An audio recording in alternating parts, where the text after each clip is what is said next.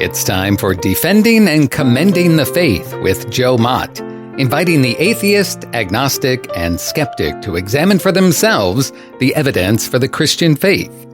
We are all limited by what we do not know and by the things we think we know but are not true. Dr. Joe Mott earned his PhD at LSU and was a distinguished math professor at Florida State University for 38 years, helping to write 3 math textbooks and authoring over 30 research articles in math. He is now the host of this radio program, Defending and Commending the Faith. Here is Joe Mott. Welcome to all in the audience. I thank you for your continued participation. I pray you are all well. In the last episode, I proved that the fine-tuning of the initial conditions of the universe and the information stored in the DNA molecule both satisfied Dembski's 2 indicators for design, namely specifications and complexity. So the universe is designed contrary to what Darwin, Dawkins, and others claim that natural selection causes what looks as design to be nothing but the appearance of design. Nevertheless, the conclusion of the design argument is that the universe has a designer.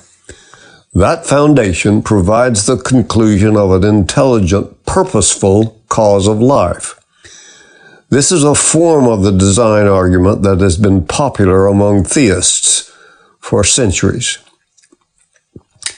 The design argument makes use of the same mode of reasoning that all kinds of professions use in their everyday activity. The multiverse hypothesis was invoked by the materialistic community without a logical basis to avoid a designer. That hypothesis is blatantly ad hoc, lacks experimental data, and it appears not to be able to be falsified. Thus, I avoid discussing it further. Now, it is important to move beyond the detection of design to discuss the nature of the designer. I have already pointed out that the designer is superintelligent and has a will. Intelligence implies a mind. That designer also takes action planning for diverse possibilities and actualizing the design among the various phenomena of nature. This designer has the power to bring about what the designer intends. Thus, the designer is a powerful agent. I believe that these characteristics, intelligence, will, and activities of planning and actualizing design and power, imply that the designer is a person and not impersonal. At this stage, William Paley would have jumped to the conclusion that the designer of the universe is God.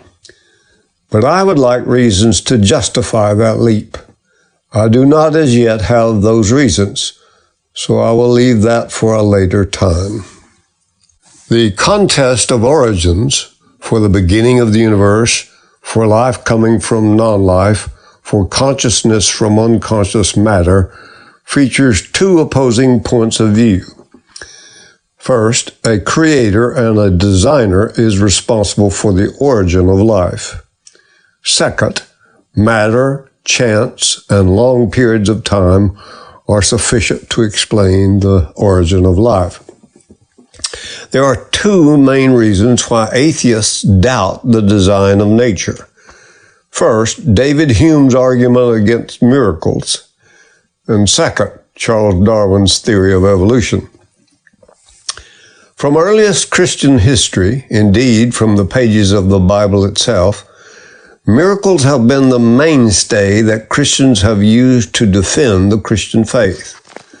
Christian apologists have long taken their cue from Jesus' own words that the one sign to his generation of the truth of his claims would be the sign of Jonah. This is the metaphorical phrase Jesus uses to indicate his future crucifixion, burial, and resurrection. Hume held that no amount of evidence can establish that a miracle has occurred. This, he argued, is because of the, quotes, uniformity of natural law, end quotes. What he meant by this is the idea that the laws of nature are unchanging, and most importantly, inviolable. Hume concluded that the uniformity of natural law is supported by the uniform experience of people. Hume then defined a miracle as an event that is a violation of natural law. Let's recap Hume's argument. He defined miracles as an event that violates natural law. Then he said miracles can't happen because of the uniformity of natural law. But he meant that the natural laws cannot be violated. How one defines a miracle is the important point here.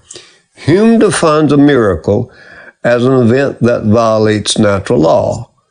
Then he says that natural laws cannot be violated.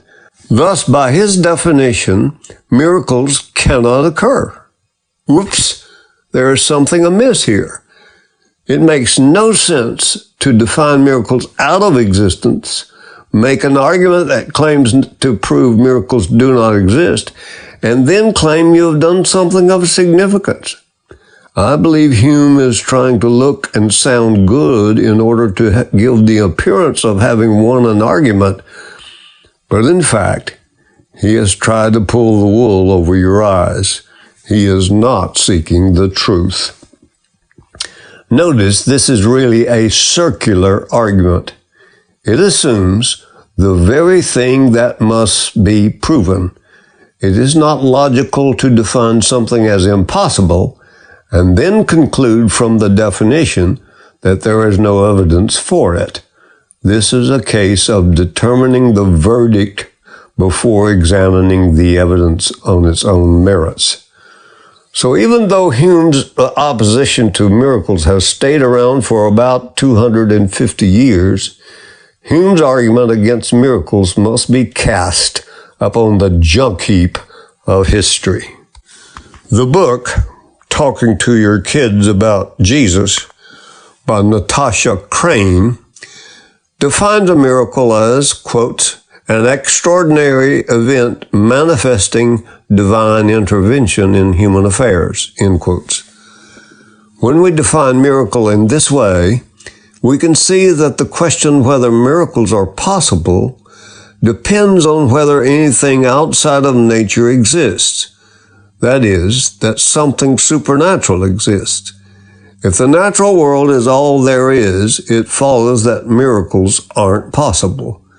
There cannot be a divine intervention if there is nothing divine. That is, there is nothing supernatural.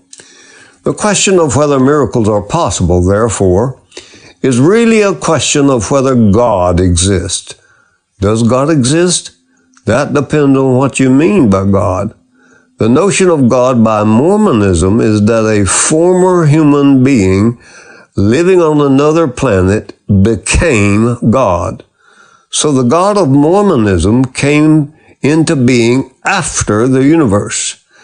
The universe began to exist by Big Bang cosmology theory, or a Genesis event hypothesis. So it must have had a cause by the law of causality. Then who or what caused the universe in Mormonism? I think that Mormonism is caught between a rock and a hard place. Let me now discuss Darwin's theory of evolution. Charles Darwin offered a test for his theory of evolution.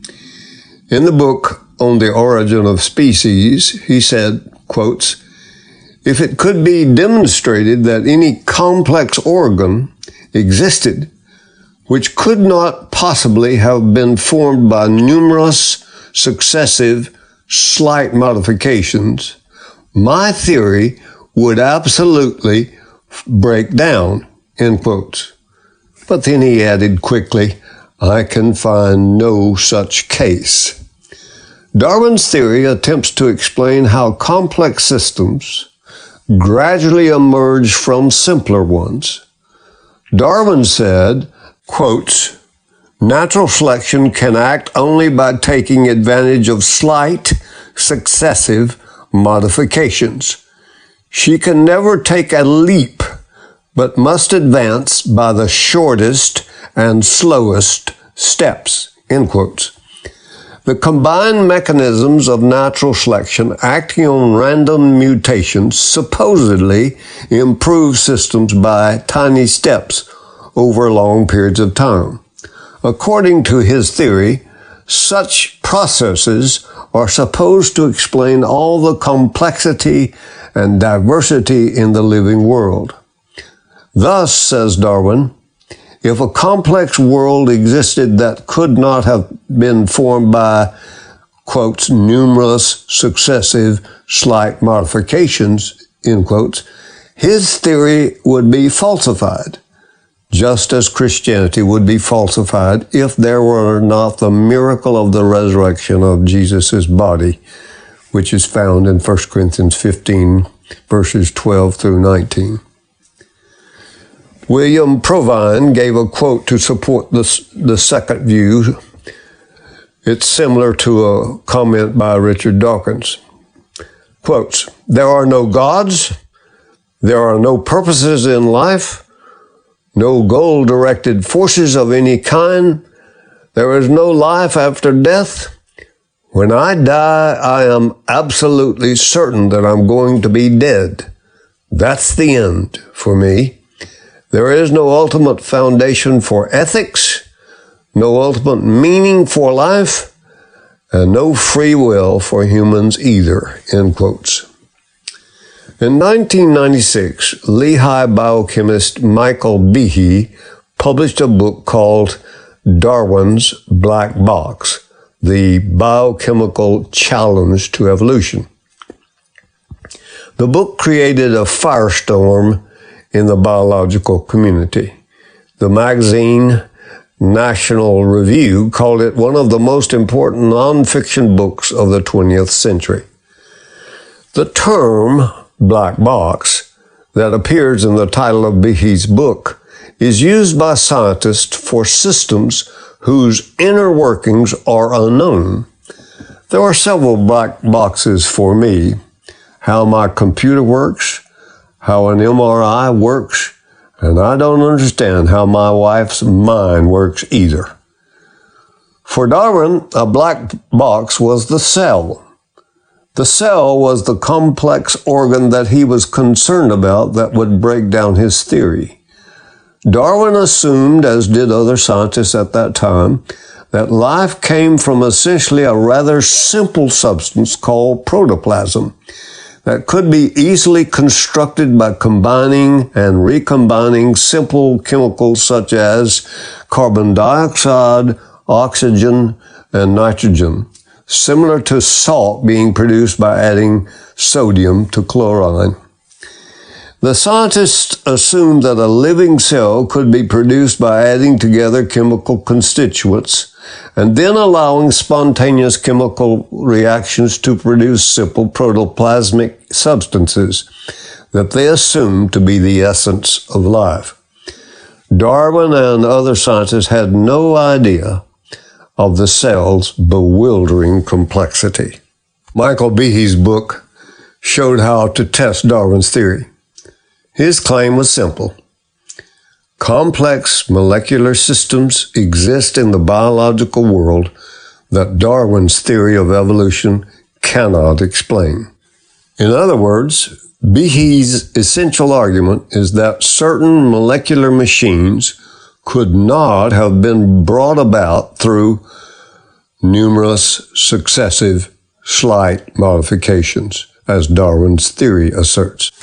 This is because their component parts are required to function all at once and in conjunction with one another to confer the functions necessary for survival. Behe calls this phenomena irreducible complexity. Behe observes, Since natural selection can only choose systems that are already working, then if a biological system cannot be produced gradually, it would have to arise as an integral unity in one fell swoop for natural selection to have anything to work on. Behe aptly illustrates the concept of irreducible complexity with an everyday mousetrap. The mousetrap needs 5 items: platform, spring, hammer, holding bar, and a catch. It cannot function if any part is missing. He gives several examples of molecular machines he takes to be irreducibly complex, including the blood-clotting cascade, the cilium, and the bacterial flagellum.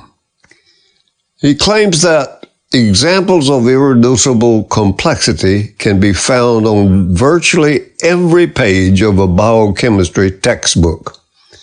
That being the case, then Behe's claim is tantamount to falsifying Darwinianism.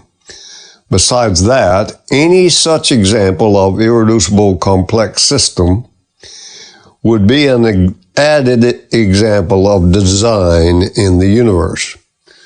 So I take it that Darwin's theory has been refuted by irreducible complexity, and his tree of life has been refuted by the Cambrian explosion.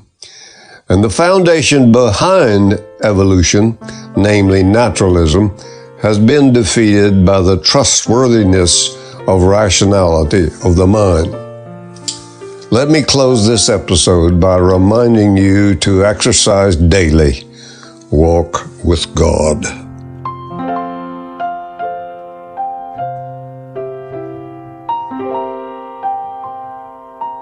Thank you for listening to Defending and Commending the Faith with Joe Mott, a production of Wave 94 Radio in Tallahassee, Florida. If you have any questions or comments for Joe, please forward them to Doug Apple at Wave94 at this email address, dougapple@wave94.com. And be sure to join us every Monday evening at 6:45 p.m. on Wave 94 and subscribe through your favorite podcast app. Defending and Commending the Faith with Joe Mott.